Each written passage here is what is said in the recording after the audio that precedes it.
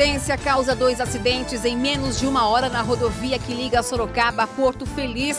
Uma pessoa morreu e outras 27 ficaram feridas. Todo mundo gritando, não sabia quem era, tudo escuro dentro lá, gente caída por corredor.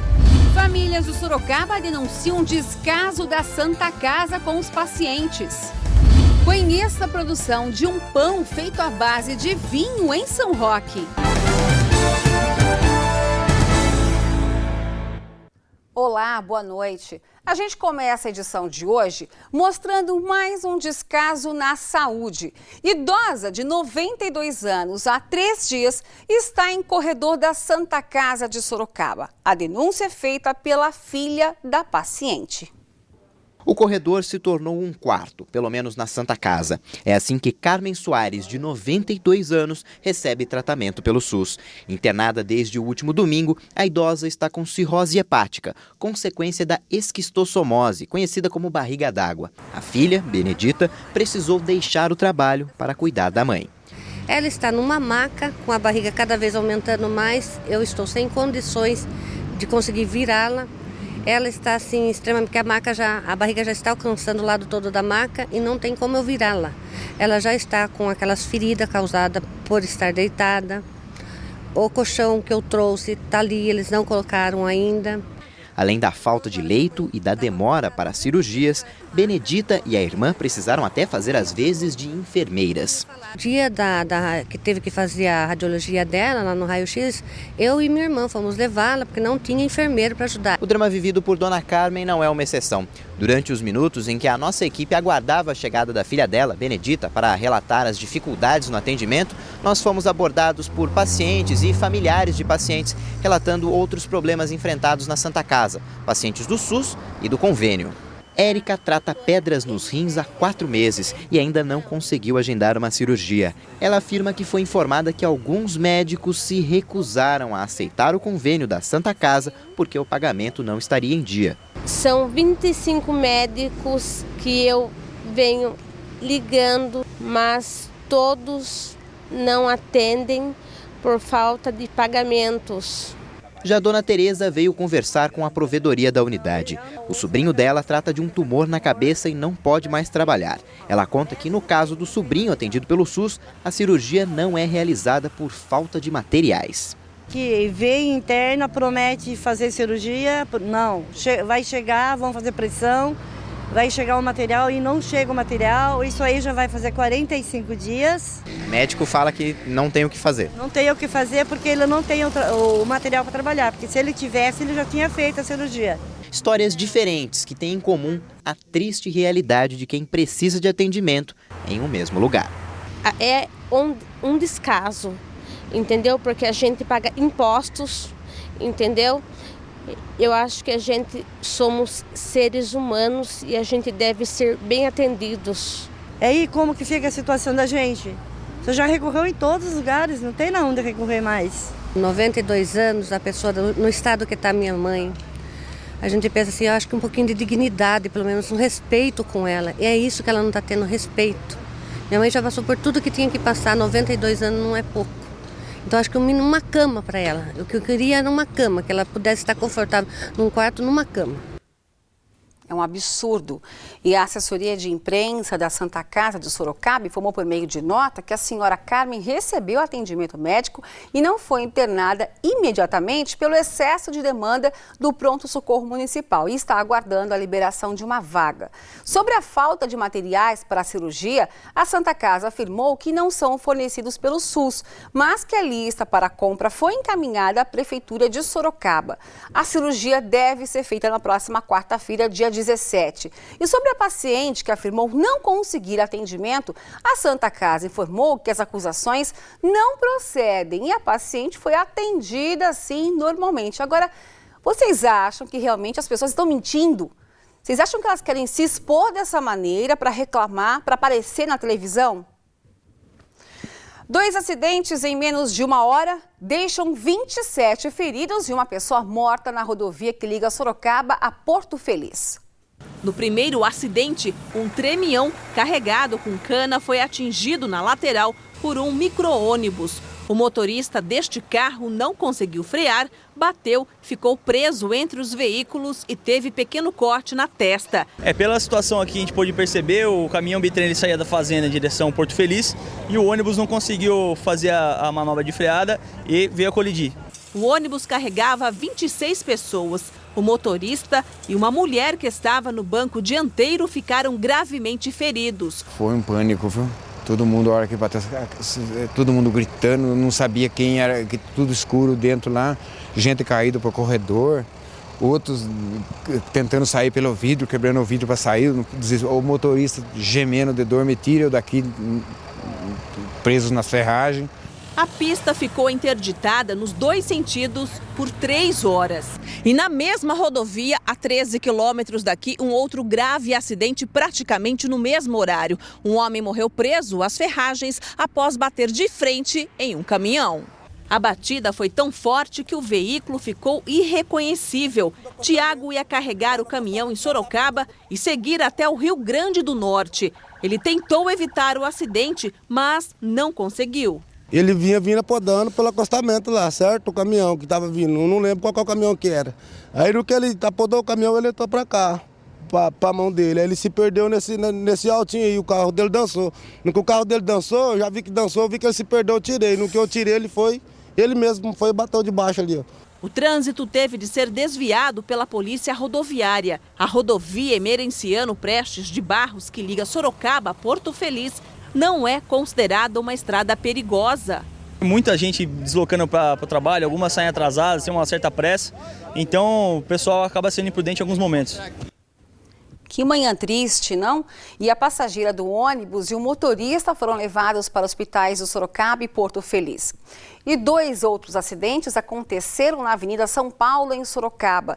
No primeiro, carro se envolveu em uma batida com uma moto. O motorista não se feriu e o motociclista sofreu ferimentos leves e foi encaminhado ao hospital regional. No outro acidente, o motorista perdeu o controle do carro e bateu no muro de uma casa. Ninguém que estava na residência foi atingido. O motorista sofreu ferimentos leves e também foi encaminhado ao hospital regional de Sorocaba. E mais de 1 milhão de veículos trafegaram pelas rodovias da região durante o feriado. As concessionárias registraram 6 mortes, a maioria causada pela imprudência. Quem deixou para voltar para casa hoje cedo se deu bem. O movimento às 7 da manhã na Castelo Branco, em Itu, era tranquilo. O mesmo se viu na Raposo Tavares ontem à noite. Apesar do tráfego tranquilo, teve quem por precaução resolveu voltar para casa no fim da tarde de terça. Está tranquilo, pelo menos para vir, para voltar, está tranquilo. Ótimo, sem trânsito. Apesar da aparente tranquilidade das rodovias, o movimento foi grande. No sistema Castelo Raposo, entre São Paulo e Sorocaba, foram 597 mil veículos. Já no trecho que passa por Cesário Lange e Porangaba e na rodovia Raposo Tavares, entre Tapetininga e Araçoiaba da Serra, passaram cerca de 345 mil veículos. No sistema Anhanguera Bandeirantes, 819 mil automóveis trafegaram pelas pistas. Na Antônio Romano Esquincariol, na altura de Tatuí, o movimento foi de 71 mil carros. As concessionárias calculam que, em média, o tráfego foi 10% maior do que o feriado do ano passado. E com tanto movimento, acidentes também aconteceram. No sistema Anhanguera Bandeirantes, na região de Jundiaí, foram 106 acidentes, com 85 feridos e 1 morte. Já na Castelo Branco, Raposo e Antônio Romano Esquincariol, foram 66 acidentes, 33 feridos e 3 mortes. Outros 2 óbitos foram registrados na SP-75, que liga Itu a Campinas. Para a Polícia Rodoviária, a maior parte dos acidentes acontece por imprudência dos motoristas. Maioria esmagadora, quem é o responsável dos acidentes é o motorista. Não respeitar os limites de velocidade, ingestão de bebida alcoólica, motociclistas especificamente, transitar nos corredores, não manter uma distância segura do veículo da frente, pistas simples de mão dupla, proibida a ultrapassagem. Aproximadamente 100 pessoas protestam neste momento na Vila Helena, em Sorocaba. Os manifestantes reivindicam uma lombada e radar na rua Camargo Sampaio por conta de um atropelamento que aconteceu no fim de semana. Segundo a polícia, o protesto é pacífico. Agora vamos mostrar um projeto que une cidadania e superação. Em Sorocaba, aulas de costura são oferecidas de graça a deficientes visuais. Há 18 anos, Yara perdeu a visão, mas a deficiência não a impede de ser hoje uma das mais rápidas nas aulas de costura. Eu comecei assim por curiosidade, né? Mas eu adorei. Né? Eu comecei desde 2011, né?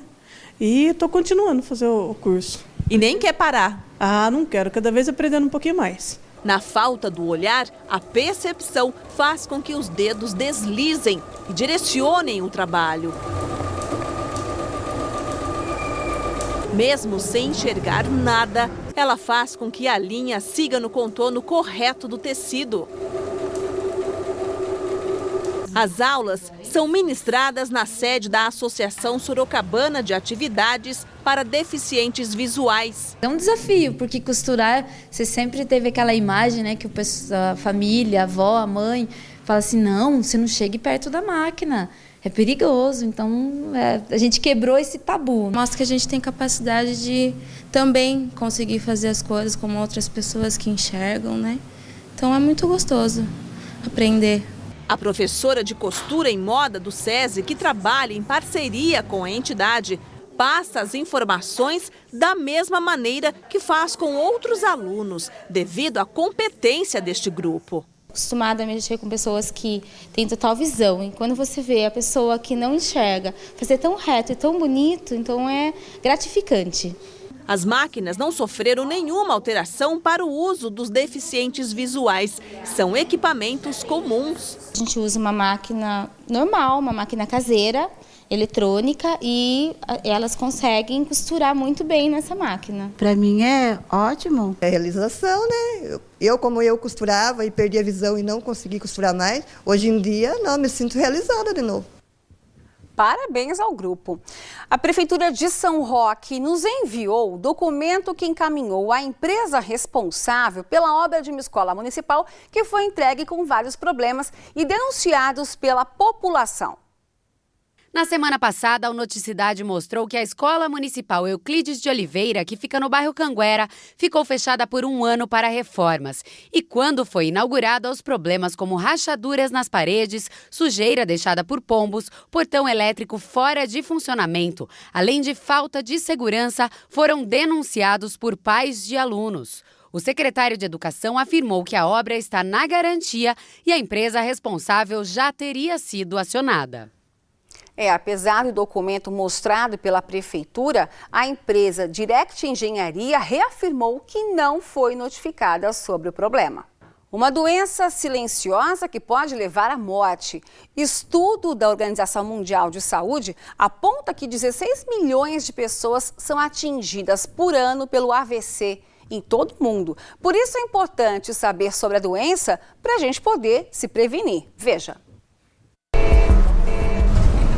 No dia a dia é aquela correria, come do jeito que dá, fala ao celular enquanto anda. É tão corrido que não dá tempo nem para dar entrevistas. Nosso dia a dia hoje. E com esse corre-corre quase todo dia, a vida começa a ficar estressante. Chega na casa, qualquer coisinha ali com o filho da gente tá pronto, já fica irritado. A mulher demora para fazer, vamos supor, a janta, já fica irritado.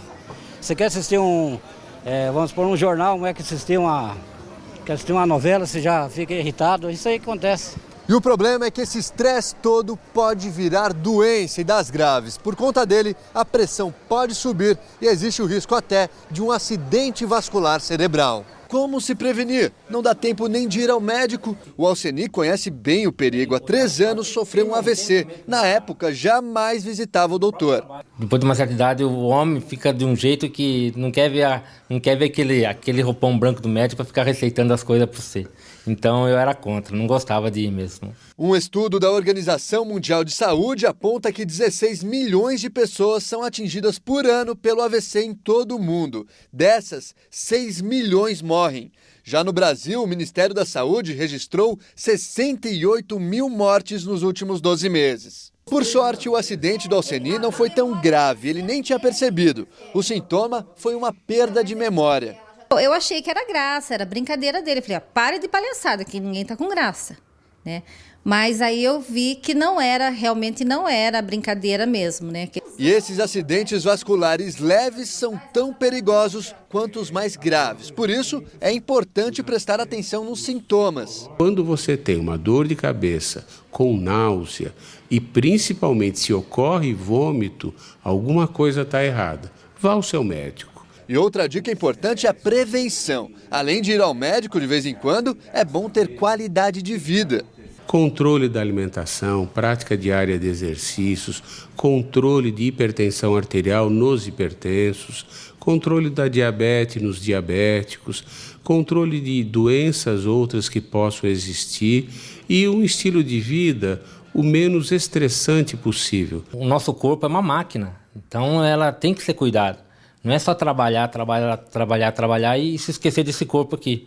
O Alceni está bem, tem lembrado de quase tudo, mas mesmo assim, só por garantia, quem controla os horários dos remédios é a esposa. Como o médico disse, isso pode, se ele seguir direitinho, né, os remédios, não vai acontecer.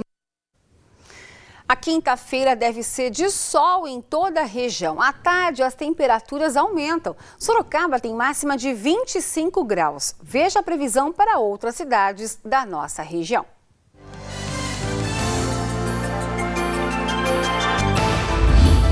Em Alumínio, a mínima deve ser de 11 graus e a máxima não passa dos 23. Jundiaí tem mínima de 12 e máxima de até 25. Mesma máxima prevista para Cesário Lange. Em Salto, a máxima chega aos 26 graus. Você vai conhecer agora a produção de um pão artesanal feito à base de vinho. Isso no armazém de uma família de São Roque. Pão e vinho, uma bela combinação. Mas aqui a bebida feita de uva deixa de ser acompanhamento e se transforma em ingrediente. A receita foi criada por Inês, dona deste estabelecimento de vinhos e pães em São Roque. Esse pão ele tem um sabor bem característico, muito agradável do vinho e você pode fazer variações, fazer recheado com figos secos, com ervas aromáticas como alecrim e alho ou simplesmente puro. E a receita é simples. 500 gramas de farinha de trigo, 3 colheres de sopa de azeite, 2 colheres de chá de sal e 1 colher de sopa de açúcar, 4 colheres de linhaça, 500 gramas de fermento natural ou convencional. Não podemos esquecer dele, o vinho, 200 mililitros da bebida, mais 50 mililitros de água. É necessário misturar farinha e linhaça moída, misturar com açúcar, azeite, fermento e sal. Depois é preciso amassar por 10 minutos e a massa fica assim, mais mole. Depois de pronta, ela fica num recipiente coberto com plástico até dobrar de tamanho. Então vai para o forno. O preparo leva aproximadamente 4 horas. Cada pão é vendido por R$4, mas o preço não assusta a freguesia. Os clientes têm comentado que o sabor está muito agradável, que combina e que foi uma ideia muito boa para agregar a culinária aqui da região. Acompanhando a receita, vendo os ingredientes, eu fiquei na dúvida, provavelmente, Inês, muita gente também ficou com essa dúvida. Tem algum problema consumir o pão depois de dirigir? O pão tem conteúdo alcoólico? Não, o pão não tem conteúdo alcoólico, porque durante o assamento, com o calor, com a temperatura, o álcool evapora totalmente. Mas a maioria das pessoas, dos clientes, perguntam se tem esse problema. E não tem, você pode comer tranquilamente que não vai acontecer nada. Fica só o gosto da uva. Fica só o gosto da uva, um gosto bem característico, muito gostoso. Então vou experimentar um pouquinho agora, com licença.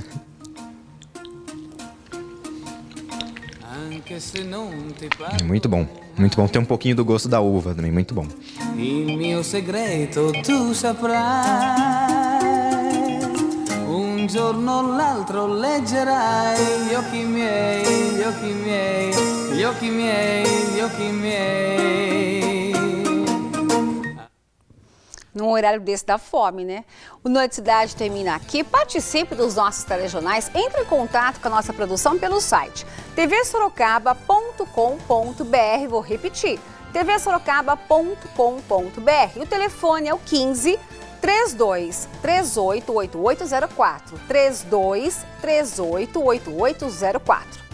Fique agora com SBT Brasil. Assista amanhã cedinho, às 7 horas, o Noite Cidade Manhã com Fernando Matos. Tenha uma excelente noite.